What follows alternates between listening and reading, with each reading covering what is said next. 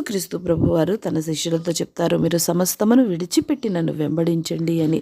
సమస్తము అంటే ఏంటి? లోకము. ఈ లోకంలో ఉన్నదంతా ఏముంది? శరీరాశ, నిద్రాశ, జీవపు డంబం అని బైబిల్ సెలవిస్తూ ఉంది. మరి మనం ఆయనను వెంబడించాలి అంటే ఇలాంటివన్నీ కూడా విడిచిపెట్టాలి.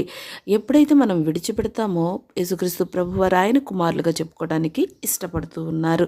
తండ్రి అంటారు కదా యేసుక్రీస్తు ప్రభువారిని, ఈయన నా ప్రియ కుమారుడు, ఈయన యందు నేను ఆనందించుచున్నానని. ఎందుకంటే యేసుక్రీస్తు ప్రభువారు పరిశుద్ధుడు. నాలో ఏ దోషమైన, లోపమైన, పాపమైన ఉందని మీలో ఎవరైనా నిరూపించగలరని ఛాలెంజ్ చేసిన గొప్ప దేవుడు. మరి అలాంటి దేవుడిని మనం వెంబడించాలంటే సమస్తాన్ని విడిచిపెట్టాలి. ఎప్పుడైతే మనం విడిచిపెడతామో, ఆయననే దేవుడని ఒప్పుకుంటామో, ఎప్పుడైతే నీవు ఆయన నరక్షకుడని ఒప్పుకుంటావో, ఆయన పరిశుద్ధ రక్తంలో నిన్ను కడిగి నీ ప్రతి పాపము నుంచి విడిపించి ఆయన కుమారునిగా చేసుకోవడానికి ఇష్టపడుతూ ఉన్నారు.